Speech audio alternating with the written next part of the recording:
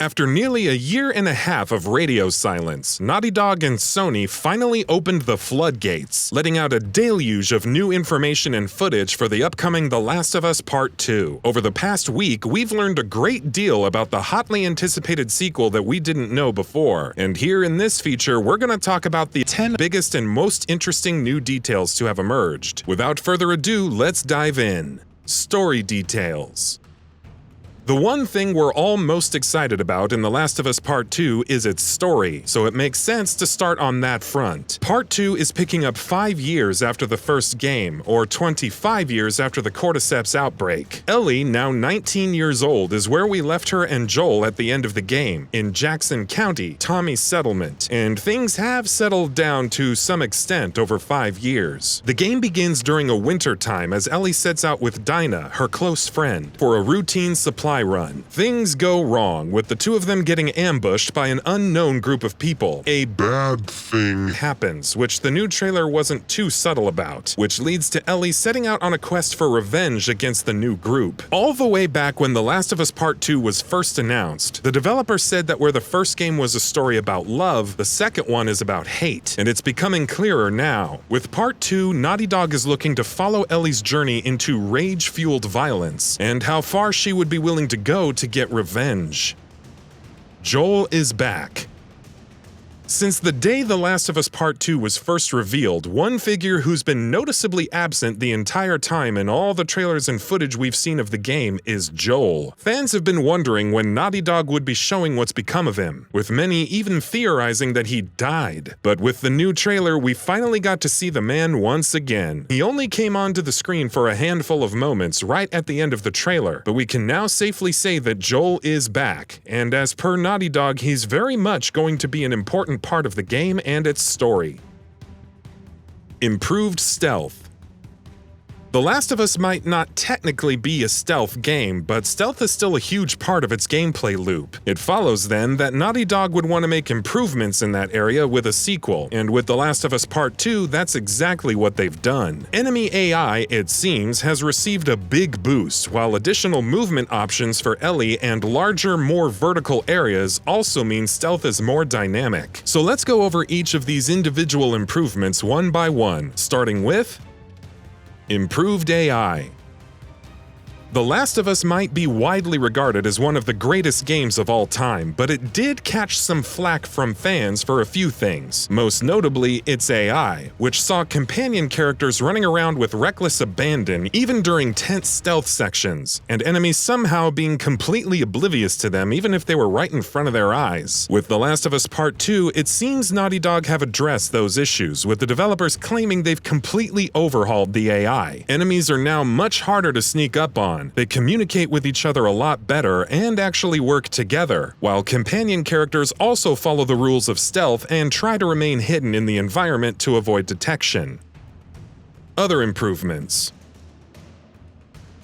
With The Last of Us Part 2 putting players in the shoes of Ellie as the main playable protagonist instead of Joel, the developers are also altering aspects of the gameplay accordingly. Ellie is a lot more nimble and mobile than Joel, and as such during gameplay has more movement options. She can slip through cracks in walls in the environment, while she also has a dedicated jump button, which also works nicely with the more vertical layout of levels. Meanwhile, Ellie can also go prone and crawl on the ground, under cars and through tall grass, but even while she's prone, she can turn around, aim, and shoot in any direction. And it's not just with stealth that The Last of Us Part 2 gives players more movement options. There's also a dedicated dodge button, which players can make use of during melee combat. There's another additional wrinkle in combat. When Ellie gets shot with an arrow, her aiming and movement are affected, and she has to physically pull the arrow out of her. Finally, thanks to Ellie always being equipped with a switchblade, shivs are gone, as is their durability mechanic.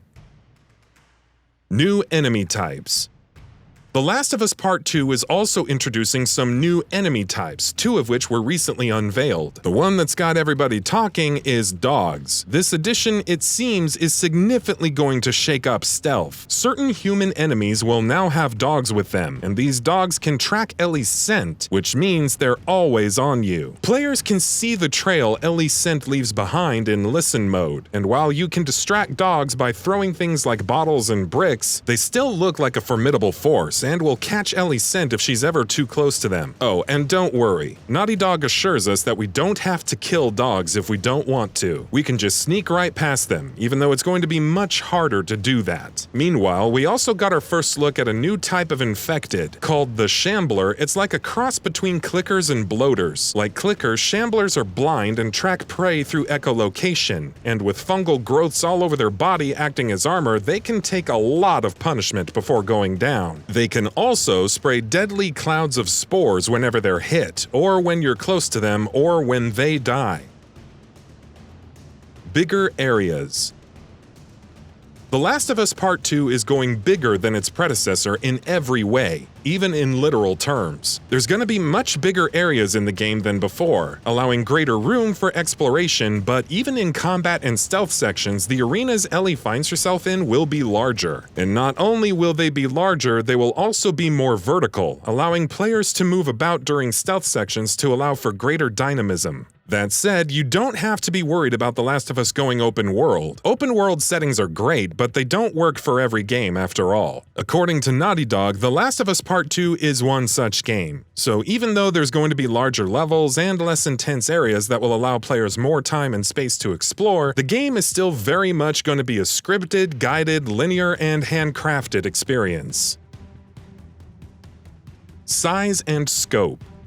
Even though The Last of Us Part 2 isn't an open-world game, it's still going to be massive. In fact, according to Naughty Dog, it's the biggest game they've ever made, with the developer saying that in terms of size, scope, and ambition, it far outmatches anything else they've worked on. That means the game is also going to be a lot longer than you'd expect, while the developers have also given assurances that it isn't going to be an unnecessarily padded-out adventure, and that it will have the kind of pacing the first game did as well. While Naughty Dog hasn't given an approximation of how long the game is going to be, they have said that the 3 hours various media outlets got to recently go hands-on with and the demo we saw at E3 2018 together account for, quote, a tiny fraction of the game, and that there's still a lot more they haven't shown us yet. We do know, however, that the game is so big, its physical release will be shipping on 2 Blu-ray discs.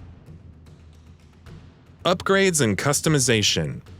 Scavenging pills in the environment and using those pills to upgrade your character is still a thing in The Last of Us Part 2, but has been expanded upon quite significantly. Upgrading Ellie gives players more options, with there being dedicated skill trees, encompassing things like stealth, crafting abilities, improving your health, combat abilities, and more. There's even several dedicated options to upgrade your archery skills. You can even find training manuals similar to the first game, and here they can give Ellie access to new skills and abilities. Weapon customization has also undergone some significant improvements. You'll still be using parts you find in the world to customize and upgrade your weapons on workbenches, but here too, you have a lot more options with things like range, recoil, and more. You can, in fact, even craft silencers for your weapons, which is an ability you unlock in the skill trees, which will help you out in stealth sections. Silencers are consumable though.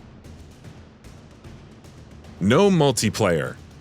We've spoken about the size and scope of The Last of Us Part 2, but here's something else to give you an idea about just how ambitious Naughty Dog says this game is. It's so big, they decided to entirely cut out factions, the multiplayer mode in the first game. As per Naughty Dog, while development on Part 2 was ongoing, their ambitions for both the single-player and the multiplayer continued to grow, until they realized that they couldn't focus on both at the same time and fit them both in the same game together, leading them to cutting out multiplayer entirely. That said, this doesn't mean multiplayer's gone forever. Naughty Dog recently said in a statement on Twitter that though The Last of Us Part 2 won't have multiplayer, we'll still get to see the fruits of the labor of their multiplayer team and the work they did on factions for the sequel before that got cut out. What form we will see that in, or when we will see it, isn't something they've talked about yet, but we can probably expect to see a multiplayer-only The Last of Us game in the future. And that about does it for this video. If you enjoyed what you watched and want to see more from GamingBolt, please hit the subscribe button. Also, don't forget to switch on the notifications bell icon next to it. That way you'll never miss any of our videos. Thanks for watching.